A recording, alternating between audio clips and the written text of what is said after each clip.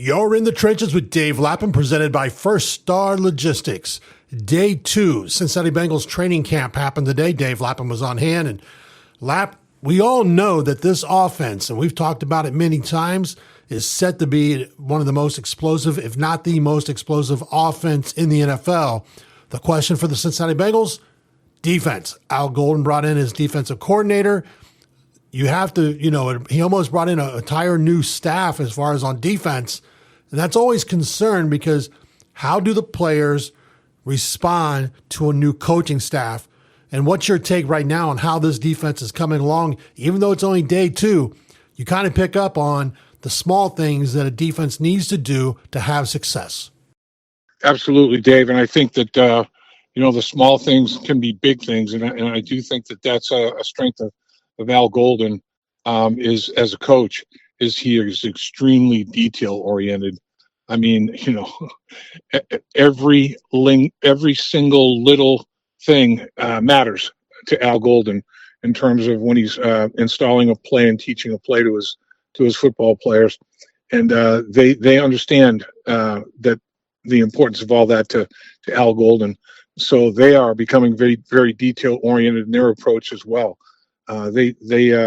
Nothing, every little small detail, those things add up to a big play potentially being made during the course of the season. And, that's something that Al Golden preaches. When the big play opportunity is there, you got to fulfill it. You got to take advantage of it. You can't let it slip away. And there was a big play today. They got a big pick six. A safety doing exactly what he's supposed to be, how he was supposed to be doing it. Never let Joe Burrow know that what he was going to do, how he was going to do it. He disguised his intentions exceptionally well, and broke on the football very, very late. Made a great play on the football, showed good hands, caught the ball away from his body, brought it into his body, and took it to the house. So it was a big play, and it basically was like a stick of dynamite that went off. The defense just exploded emotionally. The energy was extremely exciting to watch, and they were all over it. They were all over the big play. And Al Golden has preached the big play to this football team already, and you can't have enough of them. When they're there, you got to take advantage of them. You can't let any of them slip through your fingers because you never know how many you're going to get or how you're going to get them. But when you do get them, you have to take complete and full advantage of them. And that's one of the biggest things that you see out of the first 2 days with Al Golden as the defensive coordinator. And then the second day is your building blocks. The first day of installation, you got the basics, the foundation, kind of poured a little bit, some of the concrete, and pour more of that concrete in on day 2, and and keep building that foundation. I think that the defense as a group understands what Al Golden wants, understands how he wants it done. I think they know what they're supposed to do, how they're supposed to do it, why they're supposed to do it, which is the most important thing. I think they are starting to understand every nuance and intricacy that Al Golden has with his defensive approach. And he is an extremely strong football coach in terms of his teaching ability. No detail is too small. And, it's like you have to understand everything you're doing as a defensive player.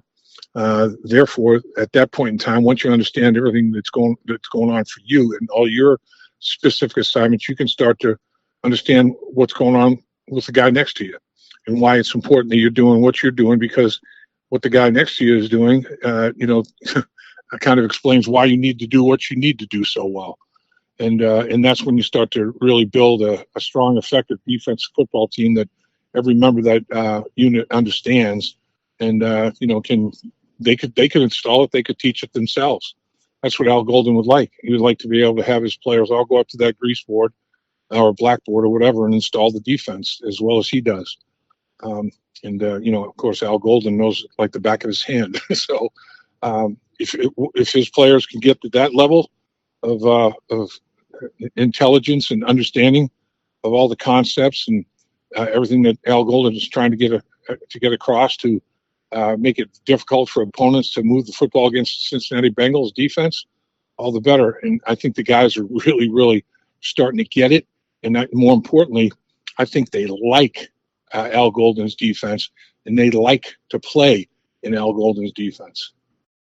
Lap, when the Bengals were interviewing coaches to become the new defensive coordinator, one of the things that you and I both saw when Al Golden was at Notre Dame was that big play, especially from the secondary.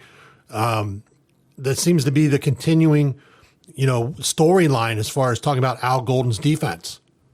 Yeah, I think the back end is playing exceptionally well. You'll hear, Joe Burrow reference it.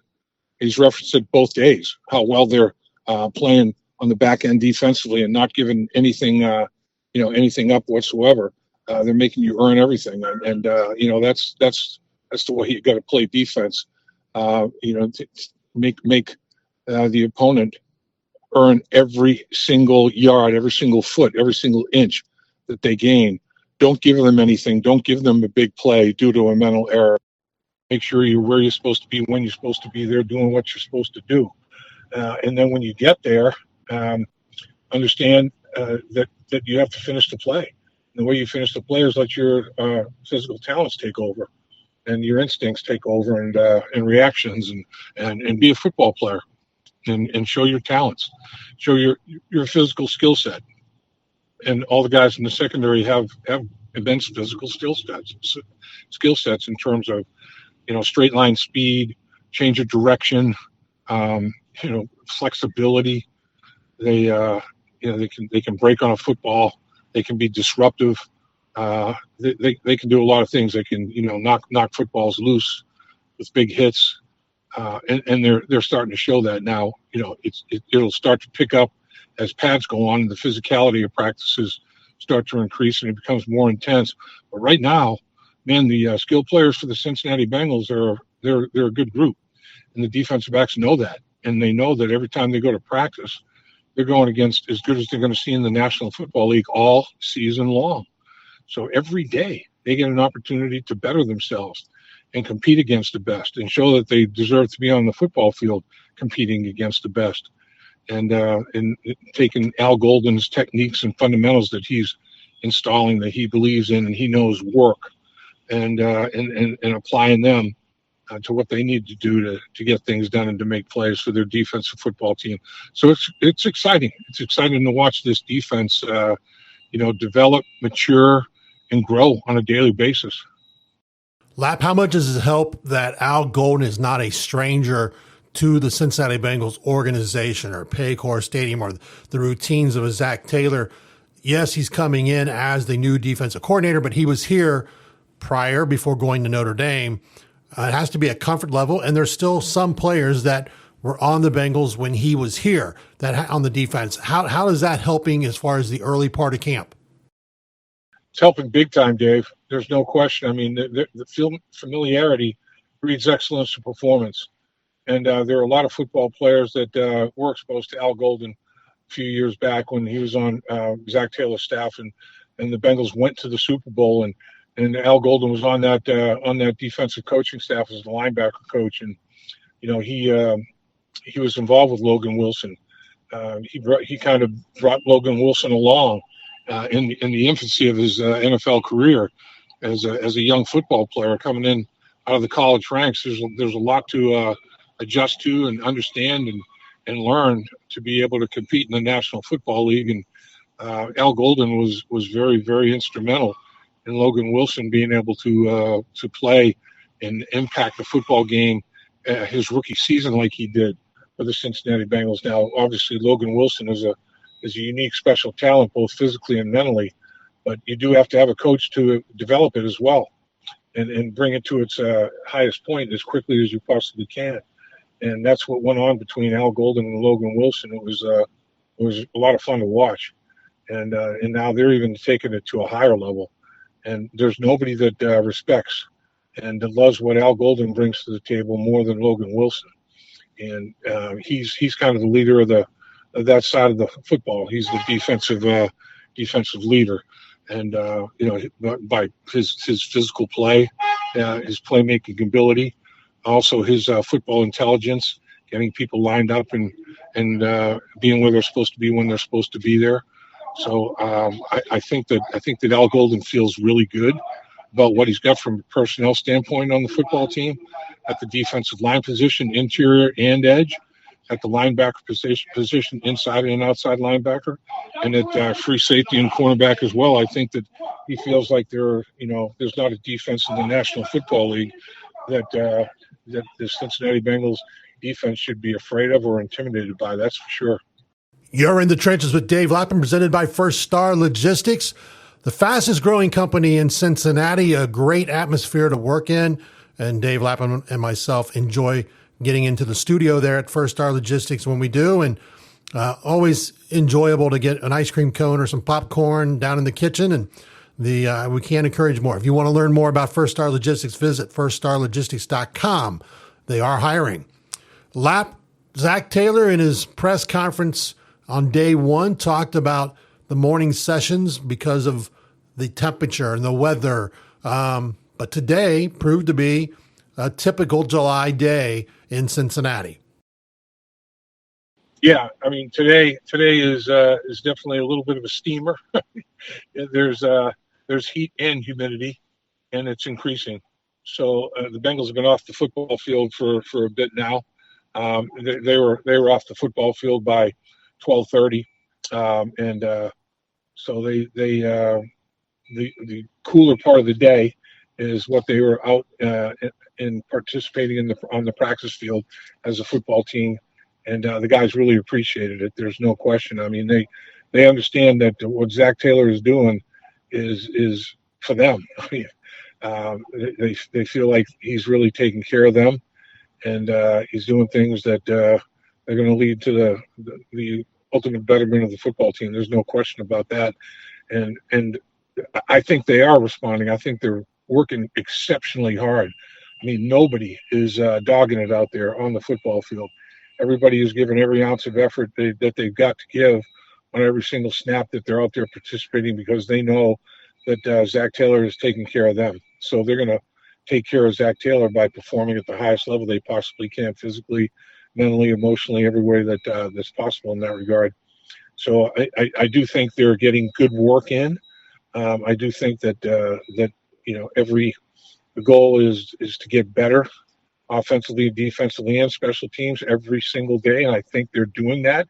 It is only day two, but I do think that they've got more installed, so they can obviously present more problems to the opponent, just more problems after day two than they could after day one, and it's going to continue like that all the way through day 3, day 5, day 15, day whatever, and then build it to a crescendo to open the NFL regular season, and they're working in that direction, and I think honestly that by the time the opener rolls around here in September, they're going to be a force to be reckoned with. I do believe this is a Super Bowl football team.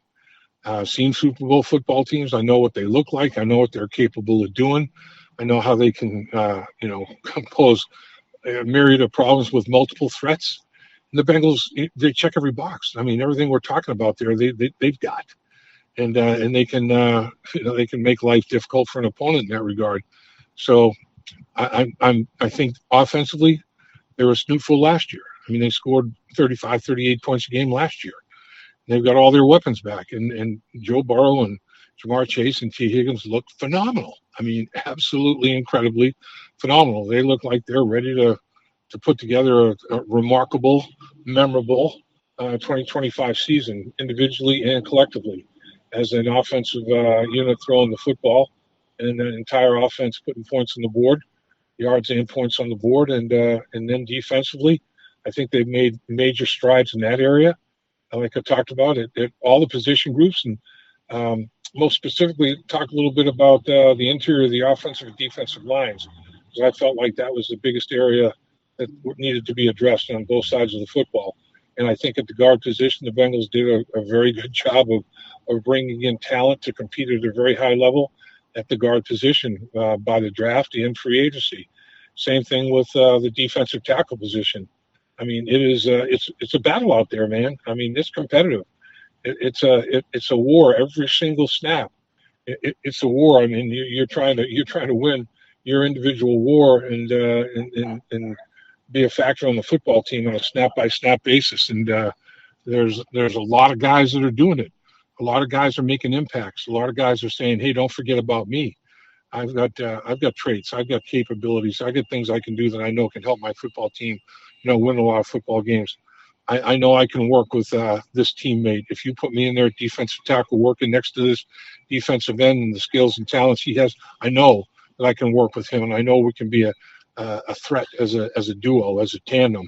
And that's what they're getting done. That's what they're doing on every position group on both sides of the football, all three sides of the football, really. Working next to each other. I'm going to be a great football player. I'm not going to make any mistakes. I'm going to be as dominant as I possibly can, both mentally and physically. I'm not going to let my opponent, intimidate me. I'm not going to let him, diminish my ability to perform and win football games for my football team. And these guys are playing well next to each other. You don't want to be the guy that cost your football team. You don't want to be the guy that, oh, geez, him. Oh man, he made like 4 mistakes in this football game that cost us. Can't have that. Can't have that. It's like mentally, you have to be on point. You have to be sharp. You have to understand exactly what you're supposed to do, how you're supposed to do it, and why you're doing it. And if you do it the way you're supposed to do it, you're going to win football games. You're going to win a lot of football games. And that's what's going on now. Everybody getting comfortable working with each other, working in tandem, working as a position group. Everybody in total sync and total harmony. And that's going to put you on top in more football games than not. You're going to win a lot of football games playing team football. Biggest concerns in training camp always are injuries that happen. Reports out of New York for the Jets, Justin Fields taken off the field with a possible Achilles. Anything going on in the first 2 days for the Cincinnati Bengals? No, nothing that's been talked about whatsoever. It has been a very, very, knock on wood, a very, very injury-free campaign, as short as the campaign is, only in its second day. But the Bengals have not had any issues in that regard, which is great news, and hopefully that continues. Because the thing that can wreck the ship, sink the ship as quickly as anything, is a devastating injury that would affect a key player for a long period of time. And that you want to stay away from those, like staying away from the plague. I mean, you can't let those in. Those injuries can't happen. And there's really nothing you can do about it. It's a lot of it is fortunate and being fortunate and being lucky and all the things that go with that. But what you can control and what you can do a lot about is the shape you're in.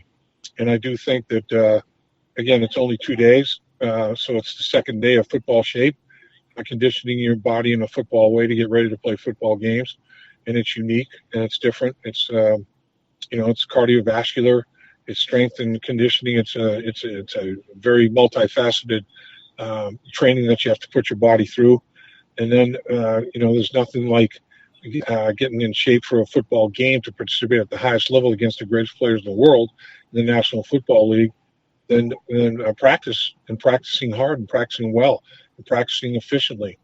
And you set the standard, you set those habits at training camp, and you become a good practice team at training camp. And I've been with some teams that were terrible practice teams, and that showed itself in training camp as well. So you're going to find out what you're about a little bit and what your teammates are about. You're going to make sure that you're taking care of your business.